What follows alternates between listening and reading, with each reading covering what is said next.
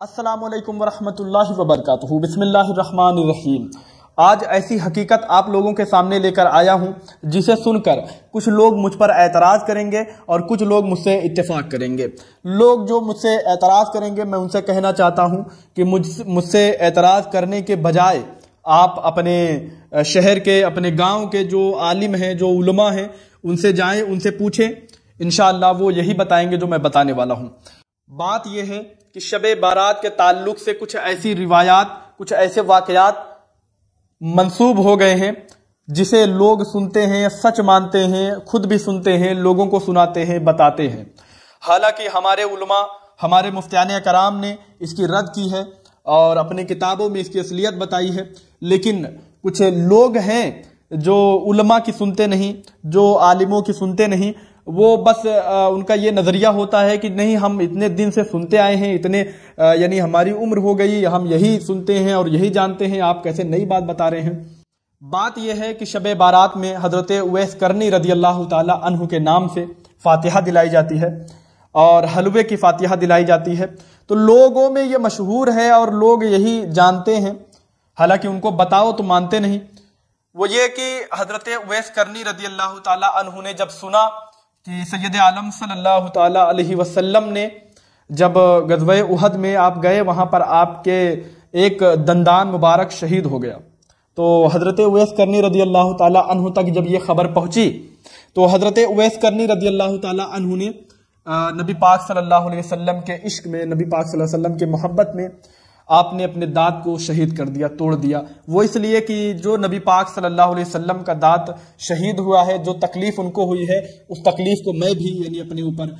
لاؤں گا، اور پھر آپ نے ایک ایک کر کے یہ کون سا دانت ٹوٹا ہوگا، کون سا دانت شہید ہوا ہوگا، یہ سوچتے ہوئے آپ نے اپنے پورے دانت شہید کر دیے۔ اس لیے وہ لوگ سوچتے ہیں کہ اس لیے شب بارات میں حضرت اویس کرنی رضی اللہ تعالی عنہ کے نام سے فاتحہ دلائی جاتی ہے، حالانکہ یہ غلط ہے، بالکل غلط، بالکل جہل ہے، یہ سمجھ رہے ہیں، بالکل جہل ہے۔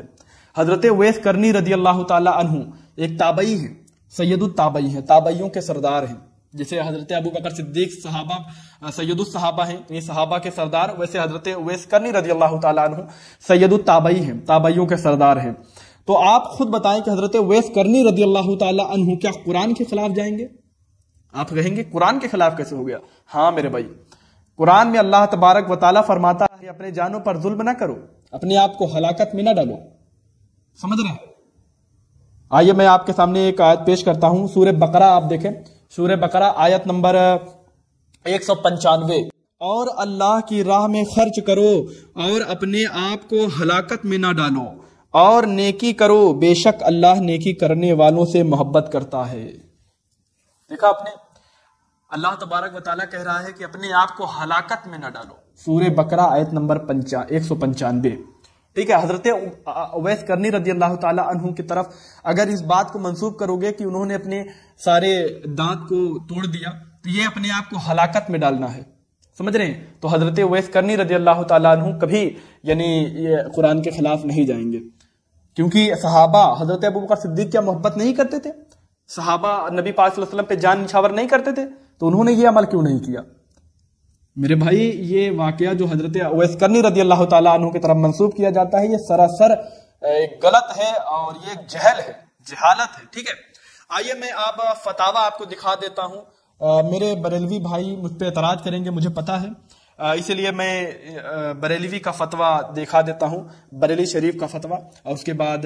اپنے مفتیان کرام جو ہیں، جو بریلوی مفتیان کرام ہیں، جو اکابر مفتیان کرام ہیں، ان کے فتوے بھی دکھاؤں گا۔ دیکھیں فتاوی بریلی شریف صفحہ نمبر 100، دیکھیں فتاوی بریلی شریف صفحہ نمبر 301 پہ کیا ہے، کیا لکھا ہے؟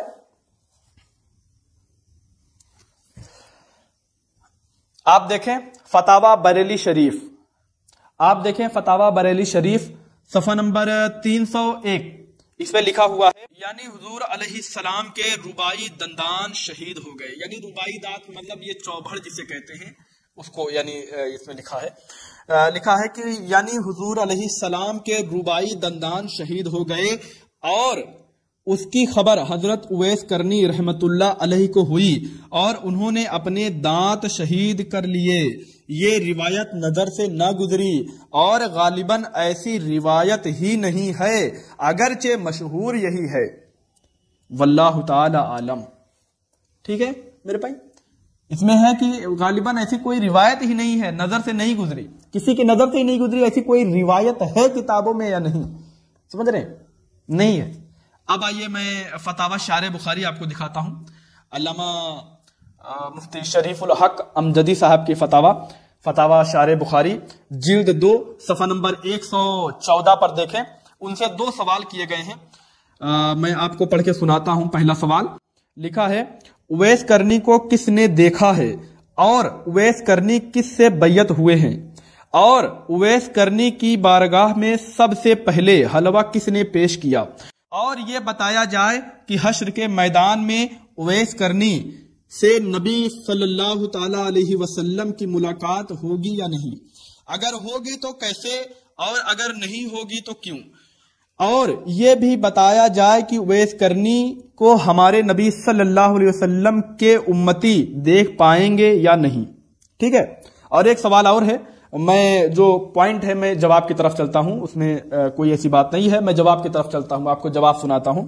دیکھیں الجواب، سیدنا اویس کرنی رضی اللہ تعالی عنہ کو کس کس نے دیکھا اس کا بتانا محال ہے، سوال کرتے وقت کچھ سوچ لیا کیجئے۔ حضرت اویس کرنی عہد رسالت میں تھے، 1400 سال کے بعد کون بتائے گا، آپ زندہ ہیں، اگر آپ سے پوچھا جائے کہ آپ کو کس کس نے دیکھا کیا آپ بتا پائیں گے؟ سیدنا اویس کرنی رضی اللہ تعالی عنہ براہ راست باطنی طور پر حضور اقدس صلی اللہ علیہ وسلم سے بیعت تھے، اگرچہ ظاہری ملاقات نہیں ہوئی تھی۔ یہ روایت بالکل جھوٹ اور افطرا ہے۔ ٹھیک ہے، یہ روایت بالکل جھوٹ اور افطرا، افطرا کے معنی من گھڑت، جھوٹی گڑھی ہوئی بات۔ ٹھیک ہے، یہ روایت بالکل جھوٹ اور افطرا ہے کہ جب حضرت اویس کرنی نے یہ سنا کہ غزوہ احد میں حضور اقدس صلی اللہ علیہ وسلم کے دندان مبارک شہید ہوئے تو انہوں نے اپنا سب دانت توڑ ڈالا اور انہیں کھانے کے لیے کسی نے حلوہ پیش کیا، واللہ تعالی اعلم۔ ٹھیک ہے، آپ نے یہ سنا، اس میں صاف صاف لکھا ہے کہ یہ بالکل جھوٹ اور افطرا ہے، گڑھی ہوئی بات ہے، من گڑھت ہے کہ حضرت اویس کرنی رضی اللہ تعالیٰ عنہ کو جب خبر پہنچی کہ غزوہ احد میں نبی پاک صلی اللہ علیہ وسلم کے دندان مبارک شہید ہوئے تو آپ نے سب دانت اپنے توڑ ڈالے، یہ غلط ہے، بالکل غلط ہے، یہ افطرا ہے، حضرت اویس کرنی رضی اللہ تعالیٰ عنہ کی طرف بہتان ہے، جھوٹ ہے، اس کو نہ مانے، کیونکہ اس کو ماننے سے حضرت اویس کرنی رضی اللہ تعالیٰ عنہ کی طرف ایک کمزوری کا مظاہرہ ہوگا، کیونکہ حضرت اویس کرنی رضی اللہ تعالیٰ عنہ قرآن جانتے تھے، اللہ کا فرمان جانتے تھے آپ، تو کیا ایسا ہوگا کہ انہوں نے قرآن کے خلاف گئے؟ تو ان کو کیوں قرآن کے خلاف آپ ایسی روایتیں بتا کر ان کو قرآن کے خلاف کرتے ہیں؟ اس سے توبہ کریں، اسے کوئی نہیں مانتا۔ اور ہاں، میں ان سے یہ کہنا چاہتا ہوں جو یعنی بریلوی نہیں ہے، تو میں ان سے کہنا چاہتا ہوں کہ دیکھیں، آپ سن لیں، آج یہ بریلویوں کا عقیدہ نہیں ہے،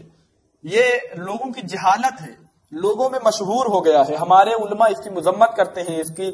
یعنی اس کو رد کرتے ہیں۔ ابھی میں نے آپ کو سنایا،